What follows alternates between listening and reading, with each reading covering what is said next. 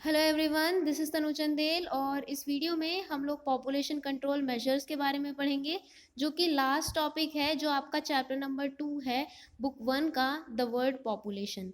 So let's start today's topic, but before starting the video मैं आपको बताना चाहती हूँ कि अगर आपको इस चैप्टर से related important questions and answers, specially 1 mark questions या फिर नोट्स चाहिए, तो आप लोग मेरी ब्लॉग साइट विजिट कर सकते हो।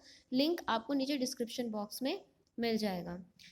अब तक आप लोगों को ये चीज़ तो समझ आ ही गई होगी कि अगर पॉपुलेशन एक लेवल से ज़्यादा बढ़ जाए तो वो मतलब किसी भी कंट्री के लिए बहुत सारी प्रॉब्लम्स खड़ी कर सकती है। इसके लिए सबसे बेस्ट एग्जाम्पल रहेगा हमारे इंडिया का ही। इंडिया आप लोग जानते हो एक बहुत ही पॉपुलेटेड कंट्री है। ये भी जानते हो आप, सेकंड मोस्ट पॉपुलस कंट्री है इंडिया वर्ल्ड की। तो इंडिया की पॉपुलेशन इतनी ज़्यादा है कि हम लोग बहुत सारी जो पॉलिसीज़ हैं उनको भी ठीक से इम्प्लीमेंट नहीं कर पाते। प्लस जो हमारा इंफ्रास्ट्रक्चर है वो भी कम पड़ जाता है हमारी पॉपुलेशन को सपोर्ट करने के लिए। आप लोग कहीं पे भी चले जाओ, आप बसेस में चले जाओ, ट्रेन्स में चले जाओ, सरकारी हॉस्पिटल्स में चले जाओ, हर जगह आपको सिर्फ भीड़ ही भीड़ मिलेगी। ठीक, अगर आप इसको थोड़ा और इंफ्रास्ट्रक्चर को बढ़ा देते हो तब भी सेम केस यही रहेगा। क्यों? क्योंकि पॉपुलेशन ही बहुत ज़्यादा है। तो इस पॉपुलेशन को कंट्रोल भी तो करना ज़रूरी है ना। ठीक, तो इस पॉपुलेशन को कंट्रोल करने वाले मेजर्स को ही हम लोग क्या बोलते हैं? Population control measures. और इनमें जो पहला आप लोगों को कॉन्सेप्ट दिया हुआ है या पहला मेजर जो दिया हुआ है आपका, वो है family planning.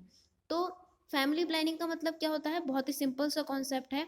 Family planning is the spacing और preventing the birth of children, यानी कि कम से कम बच्चे पैदा करना। ठीक, सरकार क्या बोलती है? सिर्फ 2 बच्चे पैदा करो, है ना, मतलब 2 से कम भी नहीं और 2 से ज़्यादा भी नहीं। फैमिली प्लानिंग का मतलब बस यही है। अब सरकार क्या करे ताकि लोग एनकरेज हों इस चीज़ के लिए। ठीक, लोग एनकरेज हों ताकि वो कम से कम बच्चे पैदा करें। तो सरकार क्या कर सकती है? सरकार पहली चीज़ तो ये इंश्योर कर सकती है कि जो कॉन्ट्रासेप्टिव्स हैं वो फ्रीली अवेलेबल रहें लोगों के लिए। राइट। फिर और सरकार क्या कर सकती है? और सरकार एक प्रोपेगेंडा चला सकती है, मीन्स लोगों को थोड़ा जागरूक किया जाए फैमिली प्लानिंग के बारे में, उनको बताया जाए कि कम बच्चे होंगे तो क्या क्या फ़ायदे होंगे उस चीज़ के।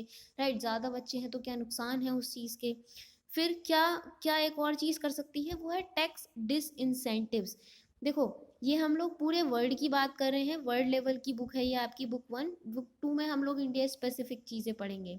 तो देखो, दुनिया ने क्या किया, दुनिया में अलग अलग देशों ने पॉपुलेशन को कंट्रोल करने के लिए, वो मैं बता देती हूँ। कि टैक्स डिसइंसेंटिव्स क्या है? मतलब देखो, अगर आपकी फैमिली में सिर्फ 2 बच्चे हैं तो आपको थोड़ा कम टैक्स देना पड़ेगा। राइट, अगर आपके 3 बच्चे हैं तो आपको और ज़्यादा टैक्स देना पड़ेगा। 4 बच्चे हैं तो और ज़्यादा टैक्स। देख रहे हो, मतलब जैसे जैसे बच्चे बढ़ते जा रहे हैं टैक्स भी बढ़ता जा रहा है। इससे क्या होंगे? लोग कम से कम बच्चे पैदा करेंगे टैक्स के डर के मारे। और सिंगापुर ने क्या किया था? सिंगापुर में ये था कि अगर आपके बहुत सारे बच्चे हैं पहले से ही और कोई औरत जाता है अपनी वाइफ की डिलीवरी करवाने के लिए, बेबी की, ठीक, तो उसको जो है जो चार्ज पे करना पड़ेगा डिलीवरी के लिए वो बहुत ज़्यादा हाई होगा। इतना हाई भी होता था कि मतलब जो उसके पूरे मंथ की सैलरी है उसका आधा पार्ट तो मतलब डिलीवरी में ही चला जाएगा, डिलीवरी की पे के लिए। राइट। और क्या क्या होता था सिंगापुर में कि जो मतलब जिन पेरेंट्स के बहुत सारे बच्चे हैं तो वो जो बच्चे थे वो इतने अच्छे स्कूल्स में नहीं पढ़ सकते जितने अच्छे स्कूल्स में दूसरे बच्चे पढ़ रहे हैं। तो इस तरीके से जो है फैमिलीज को डिस्करेज किया गया, मतलब ताकि वो ज़्यादा बच्चे पैदा ना करें। फिर ठीक, तो ये सारी चीज़ें थी, ये सारी चीज़ें हैं जो फैमिली प्लानिंग के अंडर में आती हैं। फिर उसके बाद में आप लोगों को एक और चीज़ बताई गई है कि अगर फैमिली प्लानिंग सर्विसेज जो होंगी वो ईजिली एक्सेसिबल होंगी सबको। ठीक, तो उससे फ़ायदा क्या होगा? उससे एक फ़ायदा तो ये होगा कि जो पॉपुलेशन है वो कम ग्रो करेगी, पॉपुलेशन ग्रोथ कम हो जाएगी। और दूसरी चीज़ ये है कि जो वुमेन की हेल्थ है वो भी इम्प्रूव हो जाएगी। आप लोग जानते हो कि मतलब अगर जो मतलब एक जो बेबी डिलीवरिंग का प्रोसेस होता है वो बहुत ही पेनफुल होता है। प्लस जो ये पूरा ही प्रोसेस है मतलब प्रेगनेंसी से लेके पूरा लास्ट तक, ये भी वुमेन के लिए बहुत ही पेनफुल होता है।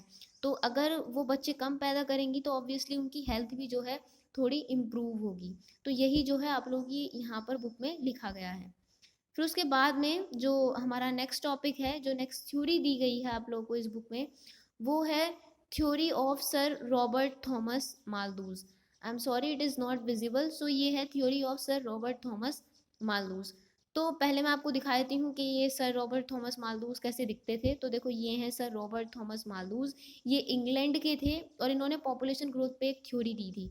इन्होंने क्या कहा था, इन्होंने ये कहा था, अगेन ये पूरे वर्ल्ड की पॉपुलेशन की बात करेंगे। इन्होंने कहा था कि जो पॉपुलेशन है वो कहीं ज़्यादा तेज़ी से बढ़ती है फूड रिसोर्सेज के कंपैरिजन में। मतलब पॉपुलेशन बहुत ज़्यादा तेज़ी से बढ़ रही है, बट जो हमारे फूड रिसोर्सेज हैं वो इतनी तेज़ी से नहीं बढ़ पा रहे। इन्होंने कहा कि एक टाइम ऐसा आएगा जब पॉपुलेशन बहुत ज़्यादा हो जाएगी बट लोगों के पास खाने के लिए खाना नहीं बचेगा और लोग भूखमरी से मरेंगे। ठीक, ये जो इनकी पॉपुलेशन ग्रोथ की थ्योरी है, राइट, ये इंडिया पे अप्लाई भी हो जाती, ये सच भी हो जाती इंडिया के लिए। कब? 1965 में। आप लोगों ने अपनी पॉलिटिकल साइंस में पढ़ा होगा, इस टाइम पे जो थी लाल बहादुर शास्त्री जी की सरकार थी। और हुआ क्या था कि इंडिया एक बहुत ही बुरे फूड क्राइसिस से गुजर रहा था, हमारे पास खाना नहीं था खाने को। और पहले हम लोग अमेरिका से फूड इंपोर्ट किया करते थे, बट फिर अमेरिका ने भी हमें देने को मना कर दिया था गेहूँ। सो बहुत टेंशन में आ गया था पूरा इंडिया। बट फिर क्या हुआ, फिर हम लोगों ने ग्रीन रेवोल्यूशन लॉन्च कर दिया, जिसकी वजह से आज हम लोग फूड मतलब सेल्फ सफिशिएंट हैं। प्लस हम लोग अपने फूड ग्रेन्स दूसरी कंट्रीज़ को भी जो है एक्सपोर्ट करते हैं। तो अगर ग्रीन रेवोल्यूशन ना आता तो ये जो रॉबर्ट थॉमस मालथूस की थ्योरी है ये इंडिया पे सही अप्लाई हो जाती, इनफैक्ट पूरे वर्ल्ड पे भी अप्लाई हो जाती, अगर पूरे वर्ल्ड में भी ग्रीन रेवोल्यूशन ना आता तो। आज ये थ्योरी एप्लीकेबल नहीं है, बट इन्होंने उस टाइम को देखते हुए, मतलब ये काफ़ी पुराने जोग्राफर थे, तो उस टाइम को देखते हुए इन्होंने ये थ्योरी सही दी होगी।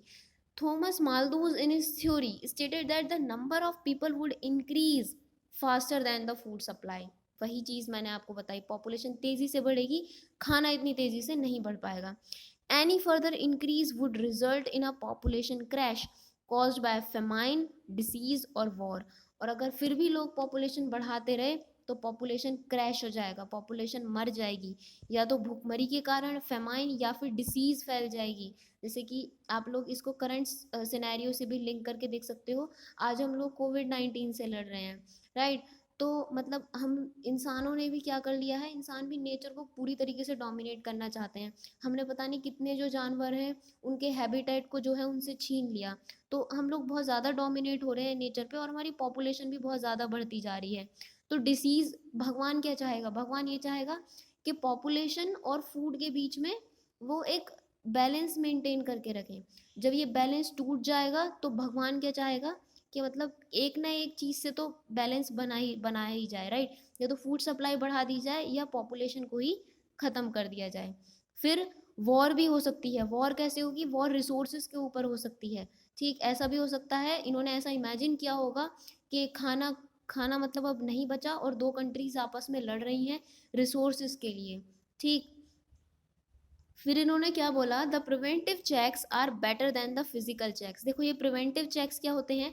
प्रिवेंटिव चेक्स वही जो मैंने अभी आप लोगों को बताया, पॉपुलेशन को कंट्रोल करने के लिए जो मतलब मेजर्स होंगे वो, लाइक कोई भी इंसान सेलिबेसी को अटेन कर सकता है। सेलिबेसी यानी कि वो ब्रह्मचारी बन सकता है, या फिर वो मैरिज ना करे, शादी ही ना करे, ठीक, या फिर वो साधु संत बन जाए। तो ऐसे जो है ये कुछ ऐसे मेजर्स हैं जिनसे इंसान जो है क्या कर सकता है, पॉपुलेशन को कंट्रोल कर सकता है। और इन्होंने क्या बोला कि ये जो प्रिवेंटिव चेक्स हैं ये कहीं ज़्यादा अच्छे हैं फिजिकल चेक्स से। फिजिकल चेक्स क्या हैं? यही हैं, फेमाइन, डिसीज और वॉर। मतलब आप लोग ही सोचो, इनसे तो ये चीज़ अच्छी ही है। फिर उसके बाद में क्या लिखा हुआ है आप लोगों का लास्ट में, for the sustainability of our resources the world will have to control the rapid population increase. तो अगर ऑब्वियस सी बात है, सस्टेनेबल डेवलपमेंट वगैरह के बारे में तो आप लोगों ने पढ़ा ही होगा। अगर हमें रिसोर्सेज में एक सस्टेनेबिलिटी चाहिए तो ऑब्वियसली हमें अपनी जो ये इतनी तेज़ी से बढ़ती हुई पॉपुलेशन है इसको रोकना पड़ेगा।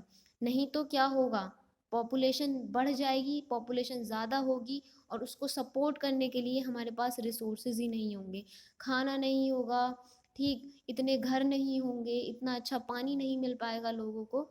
यही जो है आप लोगों का इसमें दिया हुआ है। This was all about this topic.